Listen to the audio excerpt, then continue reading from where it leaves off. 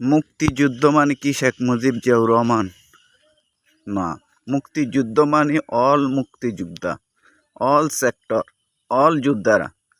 এখন কেন শুধু বঙ্গবন্ধু আর মেজর জিয়াউর রহমান মুক্তিযুদ্ধ হিসাবে প্রকাশ করতে চায়? মুক্তিযুদ্ধের সর্বাধিনায়ক ছিলেন জেনারেল ওসমানী, আর চেতনাবাজেরা তার নাম নেয় না। মুক্তিযুদ্ধর প্রথম রেডিম্যান ছিলেন মাওলানা আব্দুল হামিদ খান ভাসানী, AKM ফজলুল হক, শহীদ সোহরাওয়ার্দী। মুক্তিযুদ্ধের 9টা সেক্টর আছে, 9 সেক্টরে 9 জন লিডার ছিলেন, আর সব সেক্টরকে নিয়ন্ত্রণ করেছিলেন জেনারেল ওসমানী। মুক্তিযুদ্ধর স্বাধীন সর্বমত নেতৃত্ব দিয়েছিলেন জেনারেল ওসমানী, কিন্তু আজ তাদের নাম নেওয়া হয় না। এটা কিসের মুক্তিযোদ্ধাদেরকে সম্মান করা? এটা মুক্তিযোদ্ধাদেরকে অপমান করা।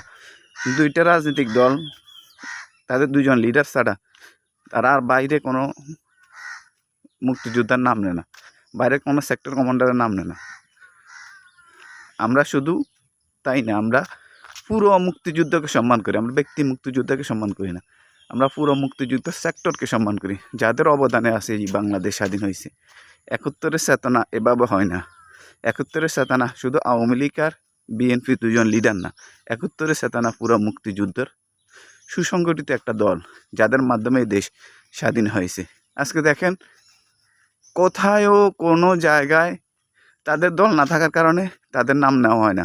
জেনারেল ওসমানী পুরো 9টা সেক্টরকে নিয়ন্ত্রণ করে পরিচালনা করছেন না, তার নেতৃত্বে তো মুক্তিযুদ্ধ হয়েছে।